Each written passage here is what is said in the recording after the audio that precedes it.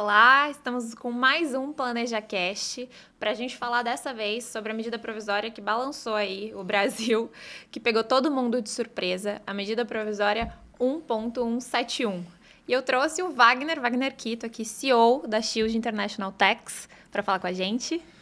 Prazer, Giovana. Obrigado aí pelo convite. Sempre uma satisfação enorme falar sobre esses temas que sacudiram o mercado. Aí, dia do trabalho, dia 1º de maio, foi um dia de muita discussão, muitas conversas. Muita gente perguntando se faz sentido, se não faz ter offshore, quais são os impactos, como fugir, ou na verdade, como planejar melhor essas estratégias. Espero que seja uma conversa muito proveitosa de ambos os lados. Com certeza, é um prazer ter você aqui com a gente. Então, a gente vai falar um pouquinho sobre o que aconteceu, o que essa MP traz. Ela é a possibilidade, né, do Brasil aderir a uma regra que já é aderida por vários países, né? A gente fala aí Canadá, China, Alemanha, todo mundo já utiliza dessa norma de antidiferimento. O Brasil era um dos poucos países que restava sem aderir. E é amplamente recomendada pela OCDE, enfim. É uma norma que, apesar de ter pego todo mundo de surpresa em algum grau, a gente também já esperava, né? Porque a gente já teve aí outros momentos em que o legislativo, ou o governo de uma maneira geral, trouxe essa matéria para debate, seja através de outras medidas provisórias ou de projetos de lei. Em 2013 a gente teve né? Você quer contar um pouquinho pra gente? Em 2013 a gente teve a medida provisória 627, que acabou que no final do dia ela foi convertida em lei, só que especificamente para empresas. A parte de pessoas físicas continuou o regramento que está em vigor ainda. Importante, a medida provisória que foi editada, né, publicada no domingo, ela não está em vigor para a maioria das partes ali da legislação. Tá, então a MP 627 lá de 2013, quando convertida em lei, ela caiu a parte de pessoa física. Em 2021, tivemos aí projeto de lei 2337, foi a tentativa, da mesma forma, né, o Brasil tentando se enquadrar aí à OCDE, ele participa de comissões, ele quer uma cadeira lá, então, para estar nessas cadeiras, estar realmente discutindo de igual para igual com países que estão lá na OCDE, uma das, vamos dizer, exigências é ter essa regra de diferimento que os países que já estão aderentes na OCDE já fazem. Tá? Esse diferimento não é novo, o Brasil já está discutindo há muito tempo. A gente já tem uma expectativa de que isso fosse acontecer, não no dia 30 de abril desse ano, mas que ia acontecer num curto prazo, pelo menos o levantamento do tema. E a gente está aqui realmente para falar aqui os principais pontos e trazer aqui o que a gente enxerga de benefícios. Tem benefício na medida provisória, tá? E o que muda na regra do jogo daqui em diante. Essa MP, ela traz muita alteração ali para a gente falar de pessoa física, né? Mesmo, muito bem como você disse. Ela institui a regra de antidiferimento para rendimentos financeiros. Ela dispõe sobre a tributação de rendimentos no exterior para a pessoa física. Ela fala sobre trust. Ela traz aí, como você muito bem disse, essa MP ela é bastante interessante, apesar dessa questão tributária, do antidiferimento que a gente acaba vendo como algo ruim. Ela é bastante interessante porque ela traz bastante conceito, bastante definição, bastante coisa que a gente não estava esperando ou que a gente esperava, mas não sabia quando ia acontecer. E aí, vou pegar aqui um gancho no que você falou, que a gente já teve uma alteração no passado, em 2013, para a pessoa jurídica. Sim. Mas hoje, a tributação de rendimentos no exterior, né, de pessoa física, ela contava com a possibilidade de diferir o imposto sobre a renda. Sim. Então, se eu tinha investimentos via um veículo como, por exemplo, uma companhia offshore, e essa companhia offshore realizava investimentos no exterior, e o diferimento do imposto nada mais é do que uma postergação. Então, não é que esse imposto não deveria ser pago, não é que era isento de tributação esse rendimento da pessoa física. Mas é que se entendia que enquanto o rendimento não fosse da pessoa física, não haveria tributação. Então, esses rendimentos, o lucro, pagamento de dividendos, juros e etc., eram feitos à pessoa jurídica, que não era domiciliada aqui no Brasil, não é sediada aqui no Brasil.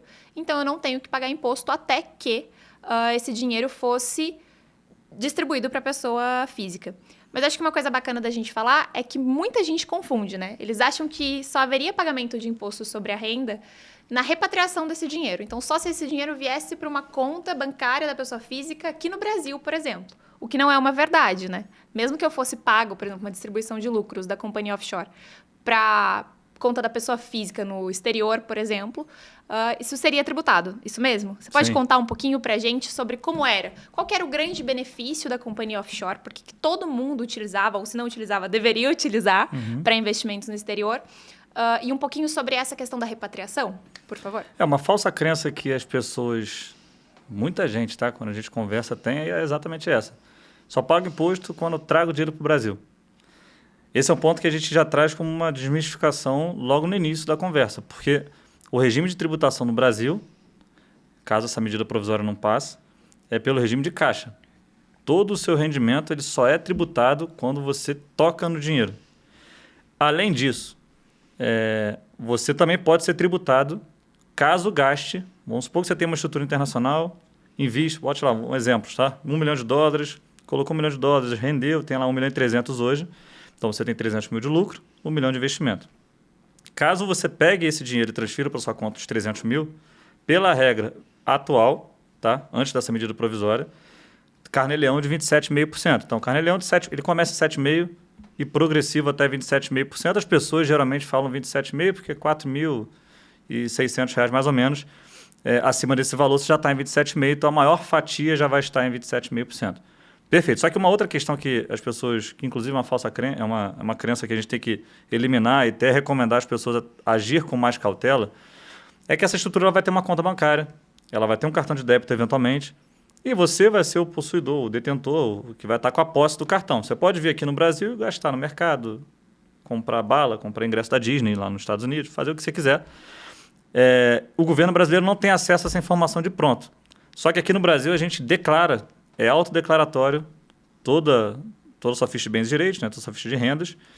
E por ser um gasto pessoal dentro da estrutura, dentro de uma empresa na qual você é sócio, isso é também considerado uma distribuição de dividendo. Então, as pessoas acham que é só tirar o dinheiro que tributa, mas, na verdade, se você gastar coisas pessoais dentro da estrutura, também tem tributação. Uma das estratégias tributárias, quando se fala, né, racionalização tributária, são 3 tipos de racionalização possíveis. Tá? Primeiro é não pagar imposto, é a que todo mundo quer, obviamente de maneira legal. Segundo, pagar menos imposto. Então, se eu posso não pagar 27,5%, é melhor pagar 10%, pagar 15%, enfim, um valor menor do que 27,5%. E a terceira, se não tiver jeito de um dos dois, jogar para frente o máximo que der, que é diferimento tributário. Então, as vantagens tributárias da estrutura, apesar de, a gente vai falar um pouquinho aqui também sobre isso, apesar de não ser somente tributário, mas a parte tributária ela leva muito a você investir via uma estrutura offshore por conta dessas 3 possibilidades que só offshore te dá. Por essa medida provisória, isso cai. Você não tem mais diferimento. Sempre que você fechar a sua declaração, tem que levantar um balanço 31/12 da estrutura. E aí você tem que ter uma contabilidade para fazer esse tipo de estrutura, de questão tributária, né? Ver qual foi o lucro da estrutura no ano e levar para tributação pago até o mês de maio. Tem uma questão específica desse ano, mas será todos os meses de entrega da declaração, você vai informar qual foi o lucro dessa estrutura e por esse lucro pagar imposto. A novidade de imposto, né? Redução de 27,5% para 22,5%, são 3 faixas, a gente já vai falar sobre.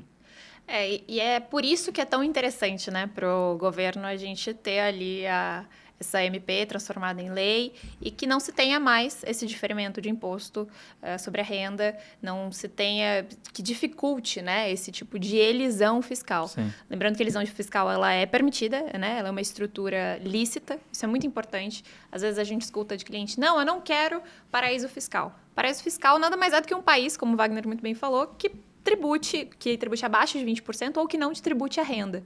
Não é necessariamente algo ilícito, né? O ilícito ali está em utilizar disso para lavar dinheiro. Então, é um dano para os cofres públicos, digamos assim, esse diferimento. E é isso que eles buscam alterar com essa MP. Eu até trouxe aqui que essa medida ela tem potencial de arrecadação na ordem de 3,25 bilhões para o ano de 2023, próximo a 3,59 bilhões de reais para o ano de 24 e 6,75 bilhões de reais para o ano de 2025. Então, por isso que é tão importante para um governo ali que precisa aumentar a arrecadação, que se tribute, né? que essa medida provisória ela entre em vigor efetivamente e que tenha essa tributação. É essa a intenção de aumentar mesmo o potencial arrecadatório do país. A gente vê hoje um Estado endividado, né? Com um déficit aí, com as contas públicas não fechando. Então, realmente, é um movimento que acaba tendo, se defende ter acontecer, né? Você tirar de um, colocar do outro. Só acho importante lembrar que existem estruturas, a gente pode pensar num planejamento. Ainda que esse texto tenha vindo muito agressivo, como o Wagner falou, e muito bem amarrado, porque acho que essa, Wagner, foi uma sensação que eu tive também. De outros textos que se falava sobre isso, sobre essa possibilidade sobre a impossibilidade de diferir imposto, a gente tinha algumas saídas, às vezes você ia pagar um valor, mas como você falou, né, pagar um valor menor, ou então a gente tinha alguma estrutura específica que eu conseguia montar. Eu achei esse texto muito bem amarrado, ele bastante agressivo, eu concordo isso com você. E em termos práticos, queria agora que você contasse pra gente sobre a progressividade, a alíquota, o que vai tributar, o que não vai, pra gente poder falar mesmo do que trata, nesse primeiro momento, da norma de antidiferimento dessas empresas. Você pode contar pra gente? Até pegando esse gancho que você trouxe da amarração, né? O projeto de lei 2337 de 2021, ele tinha umas lacunas ali. Você conseguia... Os clientes falam, né? Como que eu fujo dessa regra? Você conseguia. Então, na época, você não tinha uma definição muito clara do que era controle e quem participava de controle. Então, era tão simples quanto colocar um outro sócio com 50% de controle e você fugia da regra de diferimento. E aí, obviamente, teria tributação de TCMD, que é de doação, mas é melhor pagar 4 do que pagar 27,5% naquela época. Pagava 4% de imposto. 4 a 8, tá? Então, depende de estado para estado. Essa pessoa entraria com 50% e ficaria uma estrutura com 2 sócios com 50% e você também colocaria essa pessoa como diretora. Então, seriam 2 diretores, 50% de controle para cada um, e 2 sócios com 50% de participação. Com esse arranjo de estrutura, você sairia da regra de antiferimento. E as pessoas estavam... A gente tinha essa expectativa em relação a um novo texto, que foi muito bem amarrado mesmo, como a Giovana falou, que de fato ele colocou todo mundo no mesmo bolo de questão de controle ou participação. Então, cônjuge, filhos, etc., ele conseguiu amarrar que qualquer estrutura internacional fosse considerada, caso fosse uma holding de investimentos, obviamente, né, que tivesse mais de 20% de renda passiva, fosse considerada como uma estrutura independente de controle, independente de participação, ia ser considerada como uma estrutura abarcada nessa regra de antiferimento. Mas aí vamos começar do início, já vou chegar lá nessa questão do controle, de quais são as regrinhas que tem que ser dar um check lá, né, para de fato valer para a regra de diferimento. Primeira questão, a legislação ela abarcou alguns pontos de maneira isolada. Tá? Quais são esses pontos? Primeiro, tributação de ativos financeiros. Ele traz um bloco só disso.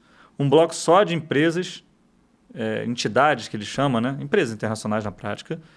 Trusts, especificamente, inclusive foi a primeira legislação que trouxe com uma clareza todos os termos de trust, que só para quem trabalha com isso sabe quais são os termos. E, por último, uma atualização dos bens a valor de mercado. E a gente já vai falar sobre isso. Sobre ativos financeiros, ele continua com a legislação anterior, ou seja, você só paga imposto. Vamos supor que você compre um fundo, uma ação listada em bolsa. Você só paga imposto no Brasil caso receba algum dividendo dessa ação, ou resgate o fundo, ou venda essa ação. Tá? Isso continua igual. Então, é pelo regime de caixa. Só que a tributação reduziu. Tá? Antes, quer dizer, depende, tá? Se for um ganho de capital, era de 15% a 22,5%. Então, se você tiver um ganho de capital com essa medida provisória, o ganho de capital vai partir de 0% até R$6 mil de ganho de capital, dividendos, etc. Isso fica em 0%. Entre 6 mil e 50 mil, 15%. E acima de 50 mil reais no ano, você fica em 22,5%. E a primeira diferença é, quando você, no passado, tinha 27,5% por dividendos, hoje você vai ter até 22,5% por dividendos. Se você tinha antes 15% de ganho de capital, hoje você vai ter até 22,5% de ganho de capital. Então, na prática, os ativos financeiros, o que mudou foi a tributação. Faixa de tributação. Antes era 7,5%, 27,5% se for dividendo. Ganho de capital de 15% a 22,5%, dependendo do valor do ganho. Hoje, junta tudo, fica até 22,5%. Tá. E aí um ponto importante que eu acho que eu estava ouvindo alguém falar e para a gente se atentar, que é da faixa, né? Como você muito bem falou. Então, os primeiros 6 mil eles são a zero. Eles vão ser isentos, ainda que você tenha um rendimento acima de 6 mil, né? Então, por exemplo, 6.500, eu vou ter zero de tributação até 6 mil e os outros R$500 que seriam tributados. E é muito semelhante ao ganho de capital mesmo, né? Então, ele trata dessa forma. É uma coisa importante para a gente ficar atento, porque às vezes passa-se, né, que não tem essa faixa e é um ponto de atenção. É um ponto relevante também a questão da origem do rendimento, né? Anteriormente, quer dizer, ainda está em vigor essa legislação, tá? Então, a Giovana vai falar um pouquinho sobre os passos, a anterioridade de exercício, etc. Mas a regra que a gente tem hoje não mudou, tá? Só se a medida provisória for convertida em lei, isso só vai valer ano que vem. Esse é um ponto muito importante a ser ponderado, porque tem muita gente com desespero, achando que já vai ser tributada no mês seguinte, etc. Tá? Qual o segundo ponto? Além da parte das faixas de tributação de ativos financeiros, e isso abarca todos os tipos de ativos, tá? Antigamente, na verdade, a regra que a gente tem hoje, se você comprou um ativo, vamos pegar o mesmo exemplo de $1 milhão, $1 milhão investidos no exterior. Peguei $1 milhão, investi no exterior, mas eu não morava no Brasil. Morava em outro país qualquer, fora do Brasil. Comprei $1 milhão, tem lá uma posição, vamos supor que seja num fundo de investimento qualquer. Entrei no Brasil. Agora eu passo a fazer declaração de imposto de renda no Brasil. E esse ganho, se eu pego esse ativo de $1 milhão e vendo, independente do ganho, pela regra atual, você não teria tributação pelo ganho de capital e nem pela variação cambial. Por essa legislação, isso cai. Então, todas as pessoas que são estrangeiras e vieram morar no Brasil, ou se um brasileiro morou fora do Brasil, comprou um ativo e voltou a morar no Brasil, independente se ele comprou morando aqui ou não, se ele nunca morou no Brasil ou já morou em algum momento, vai ser tributado o ganho de capital no momento da venda desse ativo. Esse é o primeiro ponto. Segundo, a gente tinha uma tratativa, um regramento fiscal diferente para quando você tinha um rendimento oferido em real e um rendimento oferido em moeda estrangeira. Qual era a diferença? Vamos supor que eu, Wagner, empresário aqui no Brasil, recebo dividendo. Pego esse dividendo da empresa brasileira, remeto ao exterior. Esse rendimento é oferido em real. Toda a minha posição de investimento para fins do Brasil está em real. Então, vamos dar um exemplo. Tá? Comprei $1 milhão a um câmbio de 4. Então, lá na minha ficha de bens e direitos, vai estar R$4 milhões que eu investi. Peguei esse mesmo $1 milhão e esse $1 milhão não valorizou nada, tá? Vendi 2 anos depois e esse $1 milhão continuou $1 milhão, mas o real, que era 4 para dólar, virou 5 para cada dólar. Então, eu tinha um ativo que eu comprei por R$4 milhões e vendi por R$5 milhões. Essa diferença de R$1 milhão ela é tributada atualmente pelo ganho de capital em 15% a 22,5%. Quando a gente olha na ótica de rendimentos oferidos em moeda estrangeira, vou dar um exemplo prático, tá? Um cliente nosso ele recebeu uma herança de um tio da Europa. Essa herança é um rendimento oferido em moeda estrangeira. Ele não trabalhou, não teve nenhum rendimento aqui do Brasil. Vou pegar o mesmo exemplo de $1 milhão, tá? Peguei $1 milhão, recebi essa herança lá fora, rendimento oferido em moeda estrangeira, comprei $1 milhão num fundo, e esse fundo, e é a mesma coisa, mesmo exemplo, tá? R$4, então tem R$4 milhões, eu tenho que declarar esses R$4 milhões, e aí quando você vende por R$5 milhões. Só que, como é um ativo adquirido com rendimento oferido em moeda estrangeira, a variação cambial não é tributada. Então, você vendeu por $1 milhão, comprou por $1 milhão, vendeu por $1 milhão, zero de imposto, independente de qual seja a variação cambial. Tá? Essas duas questões caíram para qualquer ativo internacional. Então, é como se fosse tudo adquirido em real. A variação cambial vai ser tributada e também a variação em dólar é meio que uma sobreposição de tributação, tanto a variação em dólar como a variação cambial desses ativos. Você sabe que eu trabalhei há alguns anos na PwC, na área de consultoria tributária, né? Fazia planejamento patrimonial para grandes fortunas e no Global Mobility, né? Para C-Level. E a gente utilizava muito desse benefício. Então, eram moedas adquiridas, rendimento oferido de moeda adquiridos no exterior e também patrimônio adquirido antes da residência fiscal, porque a gente tem um movimento aí de mobilidade global muito grande, então vem o CEO, o executivo, enfim, alguém de outro, residente fiscal originalmente em outro país, que vem passar uma temporada aqui no Brasil e eventualmente realizava esse ganho e não pagava esse imposto.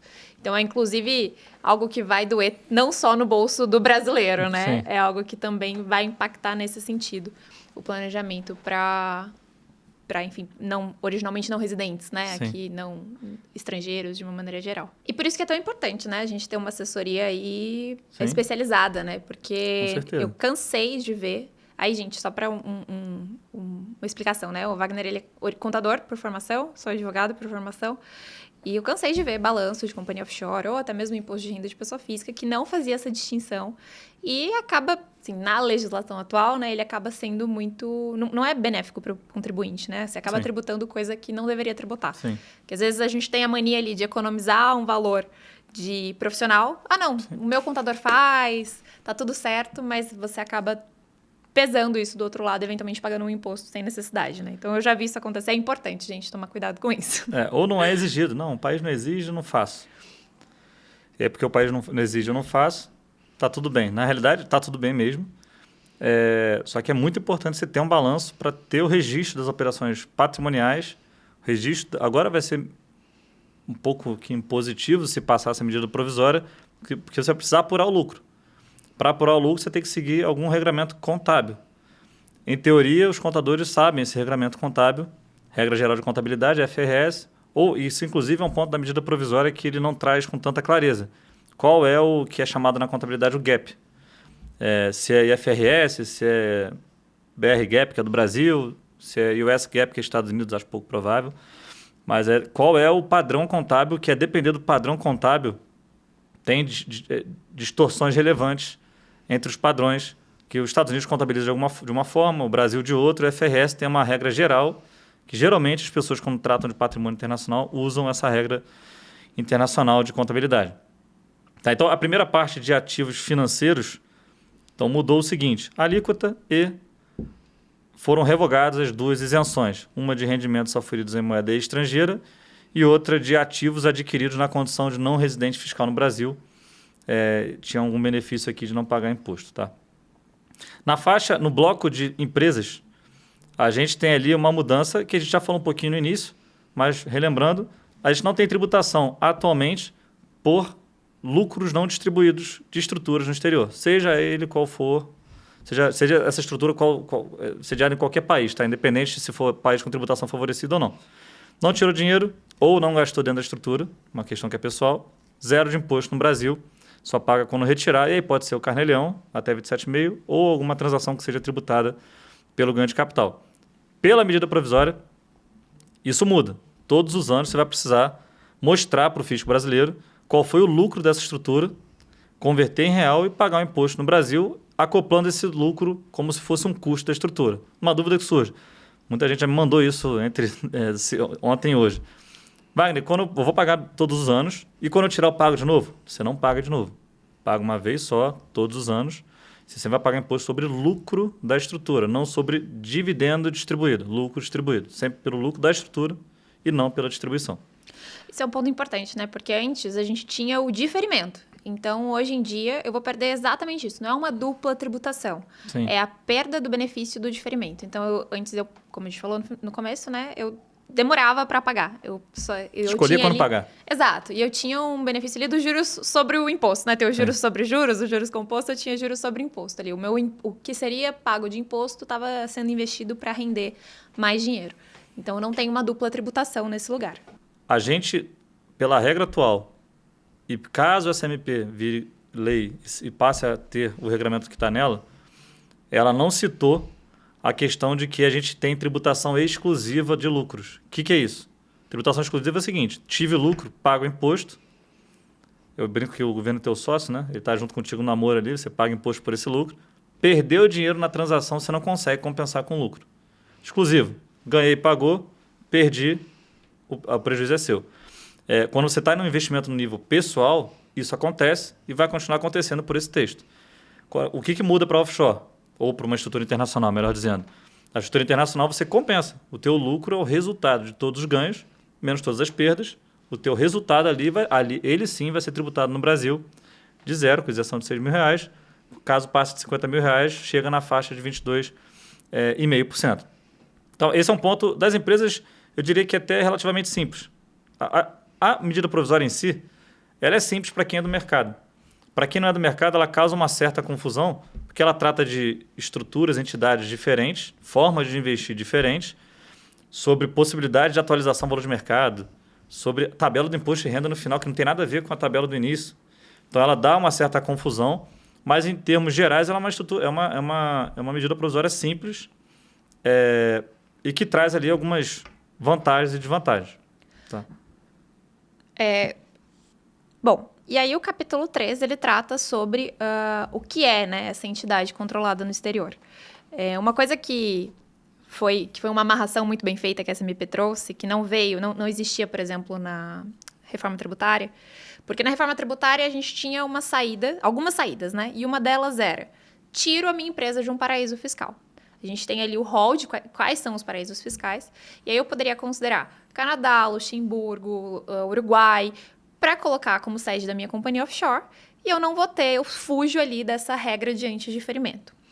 E a MP amarrou isso também, dizendo que a empresa ali controlada é tanto a empresa que está no paraíso fiscal ou a empresa que tenha 80% de renda, né? Então, se eu não tenho uma empresa com atividade mesmo, se eu não tenho essa atividade no exterior, o que é o caso da maior parte dos nossos clientes, é aplicável a minha regra de antidiferimento. Porque aqui, gente, a gente está falando principalmente da constituição de companhia offshore como estratégia de planejamento tributário e patrimonial. Então, a gente tem muito do que a gente chama de PIC, que é Private Investment Company. Então, são empresas que a gente criava lá fora para viabilizar o investimento em ativos financeiros, né? Então, não é porque você tinha uma empresa lá fora que você estava com o estabelecimento lá fora, que você prestava serviços no exterior ou, enfim, vendia produtos. Então, era mesmo com essa ideia de renda passiva. A empresa que está lá, ela tem esse rendimento vindo de investimento em participação societária, aí tem o rendimento de dividendos, de juros. Ele até traz esse rol aqui, dizendo, né, aluguéis, por exemplo, intermediação financeira. Então, me amarrou nesse lugar, né? Tanto o paraíso fiscal quanto esse rendimento de renda passiva. E com relação a uma outra saída, Wagner, que a gente tinha, que era de colocar ali um outro diretor, ou colocar parte, dividir, né? Ter como sócio uma pessoa que não é tão próxima. Ela amarrou a gente nesse lugar também?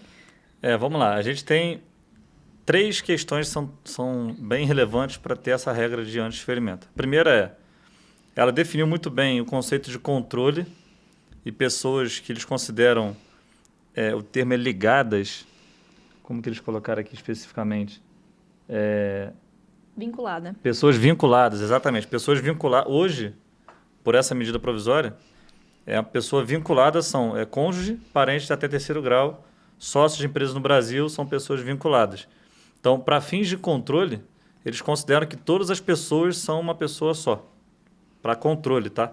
E caso todas essas pessoas controlem mais de 50%, aí sim entra na regra de diferimento, caso uma das 2 alternativas que eu vou dizer aqui, ou as 2 juntas, seja verdadeira. Primeira, se você tiver uma empresa constituída em um país com tributação favorecida, Instrução Normativa 1037 tem a lista. E a segunda regra é caso a sua estrutura tenha rendas passivas acima de 20%. Na realidade, a legislação ela traz rendas ativas menores do que 80%. Dá uma complexificada, né? O que é renda ativa? Renda ativa é a empresa que tem uma operação. Tem uma importadora, tem uma empresa de prestação de serviço, enfim, você tem alguma atividade que tenha substância, obviamente. Não adianta você prestar serviço aqui no Brasil e dizer que é de uma empresa internacional. Então, a empresa, na prática, que é sediada no local onde a estrutura está localizada, uma empresa de fato. Caso essa estrutura tenha rendas ativas acima de 80% da sua renda no ano, sai desse regramento de antidiferimento, que não é o caso da maioria das pessoas. A maioria das pessoas constitui uma holding de investimentos no exterior, as famosas PICs, e essa PIC tem mais de 20%, se não 100% do seu patrimônio alocado em renda passiva, que ele, inclusive, delimita o que é renda passiva, o que, na verdade, não é renda ativa para fins da tributação. Caso uma dessas 2 questões, além do controle, né, sejam atendidas, bingo, tributação até 22,5% no ano seguinte. E aí, o jeito para você não ter essa tributação ou é ter renda ativa ou não morar no Brasil. Não ser residente fiscal no Brasil.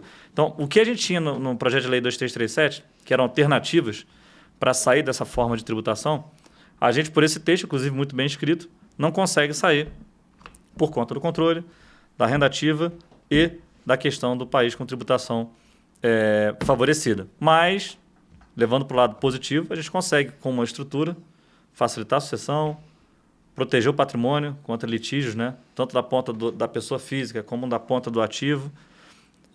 Você também consegue racionalizar fiscalmente, você consegue compensar prejuízos dos ganhos. Na pessoa física você não consegue.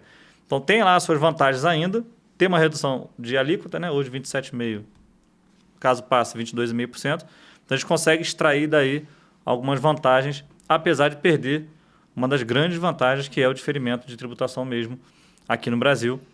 Independente de distribuição, você vai ter imposto no Brasil pelo lucro auferido por essa empresa no ano. Perfeito, perfeito. Bastante coisa, né? Aí por isso que chacoalhou o mercado, gente. Por isso que era dia do trabalho, a gente trabalhou mesmo. Foi um dia de bastante reunião, a gente saindo aí atrás de entender o que estava acontecendo e poder passar isso para os nossos clientes. Acho que vale a pena a gente falar sobre o que é medida provisória, né? Porque às vezes a gente fala muito AMP, porque no âmbito do direito constitucional, ele é um ato unipessoal do presidente da República, com força de lei, né? Ela é editada sem, a princípio, a participação do Poder Legislativo e que vai ser chamado a discutir esta MP. Um ponto importante, que ela tem força de lei, o Wagner muito bem mencionou que a gente não precisa se desesperar agora. Por quê? Porque a previsão dela é toda assim. A partir de 1º de janeiro de 2024, a partir de 1º de janeiro de 2024 para frente. Então, a gente tem todas essas previsões. Então, tem força de lei, mas eu ainda não preciso me desesperar. Isso até, no âmbito do direito constitucional, está sendo discutido, né? Porque, em regra, a MP ela tem o caráter de urgência ali, né? Ela precisa acontecer em força de lei imediata, porque a gente precisa disso dali, de hoje para frente. Mas, como muito bem foi colocado, eles incluíram lá no finalzinho a previsão da atualização da tabela de imposto de renda, que passa a vigorar. Então, eles fizeram ali eu brinco, um meio calabresa, meio mussarela, para conseguir ter uma força de negociação muito forte. A gente tem até 120 dias, né? Vai para o Congresso, 60 dias mais 60, prorrogáveis, para ver se isso vai mesmo virar lei ou não. Acho que vale a pena, Wagner, até te convido para a gente marcar um segundo papo para falar de trust, porque é algo específico que não necessariamente todo mundo tem esse interesse, porque normalmente são pessoas com patrimônio mais robusto, enfim, que utilizam. Mas eu queria, antes de fechar, saber o que você acha. Você acha que vai virar, não vai virar, vai derrubar? Eu, pessoalmente, concordo que vem um texto muito robusto, muito agressivo, justamente para a gente ter negociação. O que você acha? Eu acho assim, era para ser um tema de hiperrelevância. E é de hiperrelevância a parte o final dela, né? O final da legislação fala da tabela de imposto de renda que está desatualizada desde 2017, se eu não me engano. Que não tem nenhuma atualização nem por inflação. Então, é de relevância esse trecho, que já é uma demanda, foi promessa de campanha aumentar até 5 mil de isenção. É isso realmente de muita relevância. A parte internacional foi, como você disse, uma jogada de negociação. Eles levaram para o caso extremo, né? Então, vou tirar um antiferimento, que é o que todo mundo vai chamar atenção. Chamou atenção mesmo. Vai ser altamente discutido. Só que, em contrapartida, a gente tem outras coisas acontecendo no governo que talvez retirem a força de discussão desse tema. A legislação ela tem seus pontos realmente que são muito impactantes, o antiferimento.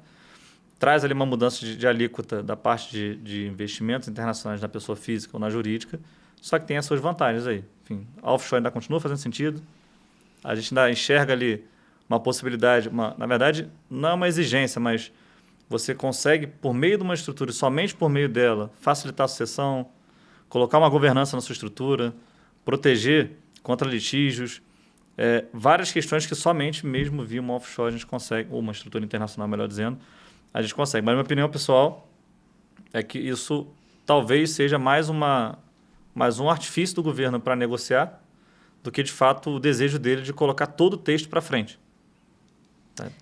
E até mesmo porque a gente tem um monte de congressista, quase que todo mundo que está em Brasília com patrimônio fora. Então, contrário aos próprios interesses. Sim. Então, eu concordo plenamente com você. Eu acho que faz foi exatamente para negociação. Acho que também é uma medida que é bonita, né? Sim. Porque a gente tem ali no sentido de que tributar as pessoas que têm dinheiro lá fora seria, a princípio, tributar os mais ricos e, a princípio, pensar numa redistribuição de renda, que não necessariamente acontece, mas tem este discurso, né? Então, concordo plenamente e acho que tem essa questão também de grande parte de Brasília estar com o dinheiro alocado lá fora. Então, não seja do melhor interesse que essa MP assim, ande e seja convertida em lei. Perfeito. Muito obrigada pela sua presença aqui. Prazer enorme. Deixa seu contato, seu LinkedIn, como que as pessoas conseguem contatar você? Ótimo. Bom, Wagner Quito, meu LinkedIn, minhas redes todas. Basta mandar uma mensagem lá, enfim, estou 100% à disposição. E lá você também consegue, eu publico bastante, então pelo menos uma vez por semana eu tenho trazido aí conteúdos relevantes dessas questões tributárias, que, querendo ou não, todo ano volta o mesmo assunto. Reforma tributária, já tem uns 10 anos ou mais falando de reforma tributária. Parte internacional com muito mais força desde 2021. Então, eu e a Giovana, a gente está sempre aqui trazendo conteúdos, pelo menos no LinkedIn, que eu acho que é uma ferramenta muito boa e legal para a gente conseguir compartilhar muito conteúdo. E lá também eu publico alguns artigos, enfim. Fiquem à vontade para me adicionar e vai ser um prazer compartilhar mais com cada um de vocês. Perfeito. Eu sou Giovana Naia, você pode me encontrar no Instagram, no YouTube, no LinkedIn também. Direto eu estou publicando junto com o Wagner, compartilhando o que o Wagner publica também, que é super relevante. A gente fala de planejamento patrimonial, planejamento tributário, sucessório, nacional e internacional, né? Onshore e offshore. Fiquem à vontade para contatar tanto o Wagner quanto a mim no que vocês precisarem e tiverem de dúvidas. Sejam investidores ou até mesmo advogados, contadores. Se tem um cliente aí que está te procurando e você não sabe exatamente como, para onde ir, enfim, pode contar com a gente também. É isso, muito obrigada. Nada. Tchau, tchau.